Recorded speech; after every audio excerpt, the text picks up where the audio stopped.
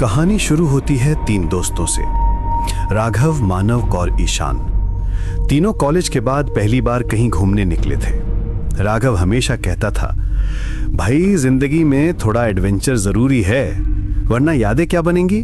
उनका प्लान था हिमाचल के एक छोटे से गांव मलाना घाटी में वीकेंड बिताने का। वो जगह बहुत कम लोग जानते थे। इंटरनेट पर भी बस 2-3 फोटोज मिली थीं। एक झील, घने देवदार के पेड़ और उनके बीच एक पुराना सरियाना गेस्ट हाउस। रात के 8 बजे जब उनकी गाड़ी उस घाटी की सड़क पर पहुंची, हवा में हल्की ठंडक थी, आसमान बादलों से घिरा हुआ था। पहाड़ी रास्ते पर एक पुरानी सफेद एसयूवी धीरे धीरे ऊपर चढ़ रही थी। हेडलाइट की रोशनी कोहरे को चीरते हुए मुश्किल से कुछ फीट तक ही दिख रही थी। सड़क संकरी थी, एक तरफ खाई, दूसरी तरफ घना जंगल। गाड़ी के अंदर 3 दोस्त थे।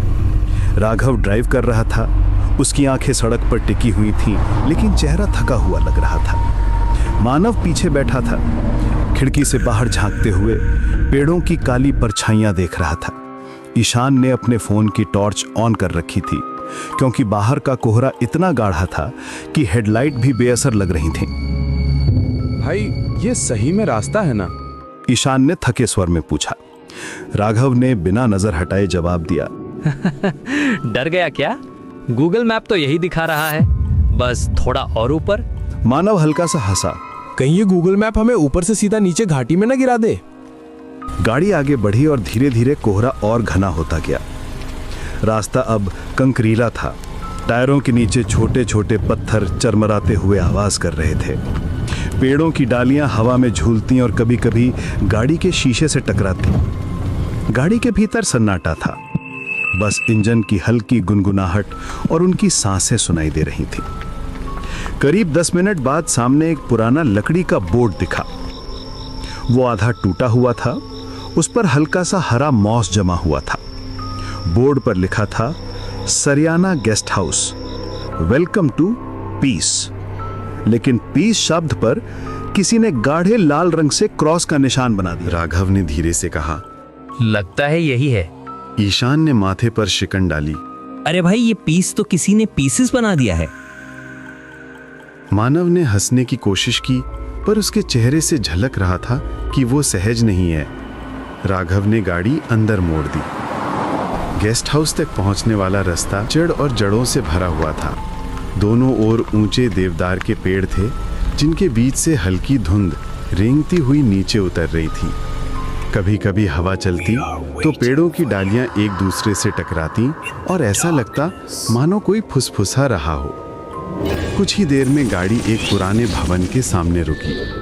वो 3 मंजिला पत्थर का बना था। ऊपर की दीवारों से बेलें लिपटी हुई थीं और खिड़कियों के शीशे आधे टूटे हुए। मुख्य दरवाजा लकड़ी का था, गहरा भूरा, जिस पर पुराने जमाने की लोहे की चौखट लगी हुई थी। ये तो किसी भूतिया फिल्म का सेट लग रहा है, मानव ने धीमे से कहा। राघव ने हल्की हंसी में जवाब दिया, भाई डर मत, आज तो बस यहीं ठहरना पड़ेगा। गाड़ी से उतरते ही उन्हें ठंडी हवा का झोंका लगा। रात के 8:30 बजे थे। आसमान में चांद बादलों में छिपा हुआ था और चारों तरफ एक ऐसी शांति थी जिसमें हर आवाज गूंज जाती थी। राघव ने दरवाजे पर दस्तक दी। अंदर से कोई हलचल हुई। दरवाजा धीरे धीरे खुला और सामने आया एक बूढ़ा चौकीदार। उसके बाल सफेद थे, आंखें धसी हुई और चेहरे पर एक गहरी झुर्रियों की लकीर। वो बिना कुछ बोले कुछ सेकंड तक तीनों को घूरता रहा, फिर भारी आवाज में बोला, 3 कमरे खाली हैं, मगर ऊपर वाला मत लेना। राघव ने मुस्कुराते हुए पूछा, क्यों बाबा, ऊपर क्या है? भूत है क्या? बूढ़ा धीरे से बोला, जो ऊपर गया वो नीचे नहीं आया। एक पल के लिए माहौल ठंडा पड़ गया। ईशान ने घबराकर कहा, हम नीचे ही ले लेते हैं। बूढ़ा सिर हिलाता हुआ अंदर चला गया और तीनों उसका पीछा करते हुए गेस्ट हाउस में दाखिल हुए। अंदर की हवा सीलन भरी थी। दीवारों पर नमी के निशान थे और छत से लटकती पुरानी लाइट पीली झिलमिलाहट दे रही थी। सीढ़ियां लकड़ी की थीं और हर कदम पर हल्की आवाज देती। फर्श पर पुराने गलीचे बिछे थे जिनसे हल्की सड़ी सी गंध आ रही थी। तीनों को नीचे वाले 2 कमरे मिले। राघव ने हंसते हुए कहा, यार अगर ऊपर कुछ है भी तो उसे डिस्टर्ब क्यों करें? मानव ने कहा। भूत नहीं, ह्यूमिडिटी ज्यादा है यहाँ। उन्होंने अपना सामान खोला, गैस स्टोव निकाला और थोड़ा खाने का सामान टेबल पर रख दिया। बाहर अब हल्की बर्फ गिरने लगी थी। खिड़की के बाहर सफेद परतें जमने लगी और हवा के साथ झोंके अंदर तक महसूस हो रहे थे, जो सीधे हड्डियों में उतर रही थी। रात करीब 10 बजे तीनों ने आग जलाई। गेस्ट हाउस का मुख्य हॉल बड़ा था। बीच में फायरप्लेस, दीवारों पर पुराने शिकार के चित्र और एक टूटी घड़ी। आग की लपटें लकड़ी को खा रही थीं और उसकी चमक उनके चेहरों पर पड़कर अजीब छायाएं बना रही थी। मानव ने बियर खोलते हुए कहा, भाई सोचो अगर सच में ऊपर कुछ हो।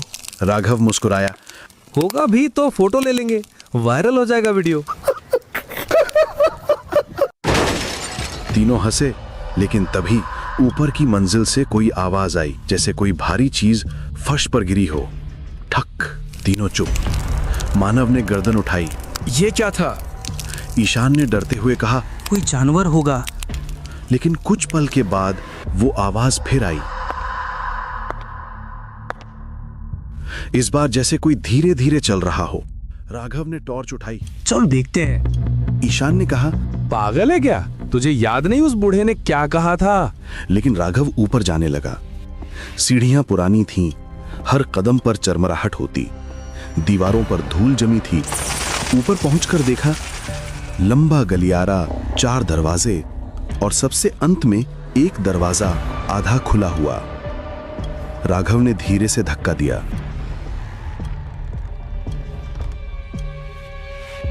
कमरा अंधेरे में डूबा हुआ था। अंदर सिर्फ एक पुरानी लकड़ी की कुर्सी थी जो अपने आप हिल रही थी।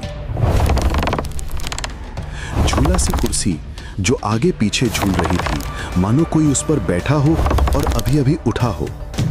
तीनों जड़ हो गए। राघव ने टॉर्च की रोशनी कुर्सी पर डाली, लेकिन वहां कुछ नहीं था। फर्श पर बस पुराने पैर के निशान थे, जैसे गीले पैरों से कोई चला हो। मानव ने डरते हुए कहा, राघव चलो तुरंत नीचे चलते हैं। अचानक दरवाजा अपने आप बंद हो गया। ईशान चीखा, राघव। टॉर्च बुझ गई। अंधेरा, बस सांसों की आवाजें। कुछ पल बाद दीवार के पीछे से फुसफुसा। तीनों ने मुड़कर देखा। कुर्सी अब स्थिर थी, पर उसके पीछे एक परछाई थी, लंबी, टेढ़ी और चेहरे पर बस काला धब्बा जहां आंखें होनी चाहिए थीं। राघव ने जोर से दरवाजा धक्का दिया और नीचे भागे। उनके पैरों के नीचे फर्श चरमराया और नीचे पहुंचते ही उन्होंने देखा, बूढ़ा चौकीदार अब वहां नहीं था। टेबल पर उसकी लाठी पड़ी थी और फर्श पर ताजा खून की बूंदें, और अब पूरा हॉल पीले धुएं से भरा लग रहा था। मानव ने कांपते हुए कहा, बूढ़ा कहाँ गया? वो अभी यही था। ईशान ने फर्श की तरफ देखा। खून की बूंदें धीरे धीरे दरवाजे की तरफ खिंचती जा रही थी, जैसे कोई उन्हें घसीटकर बाहर ले गया हो। तीनों ने एक दूसरे की ओर देखा, फिर धीरे धीरे उस निशान का पीछा करने लगे। दरवाजा उन्होंने खोला तो बाहर ठंडी हवा का झोंका आया। बर्फ अब तेजी से गिर रही थी। चांद बादलों के बीच से आधा झांक रहा था और सामने लकड़ी का लंबा बरामदा फैला था, जिसके अंत में अंधेरा निगल चुका था। निशान बरामदे से होते हुए पिछवाड़े तक गए। वहां एक छोटा सा रास्ता था जो जंगल की ओर जाता था। पेड़ों के बीच वो लाल निशान अब टूट गए थे और सिर्फ बर्फ पर दबे 3 अजनबी पैरों के निशान रह गए थे, एक बड़ा और 2 छोटे, जैसे कोई किसी को खींचकर ले जा रहा हो। राघव वापस चलते हैं, सुबह देखते हैं। ईशान ने डरते हुए कहा, लेकिन राघव ठहर गया। उसकी आंखें कुछ ढूंढ रही थी। याद है बूढ़े ने क्या कहा था? ऊपर वाला कमरा मत लेना। उसने धीरे से आगे देखा। शायद जो ऊपर था वही उसे ले गया। तीनों वापस अंदर लौटे, दरवाजा बंद किया और कुर्सियां लगाकर टिकाया। गेस्ट हाउस अब और भी डरावना लग रहा था।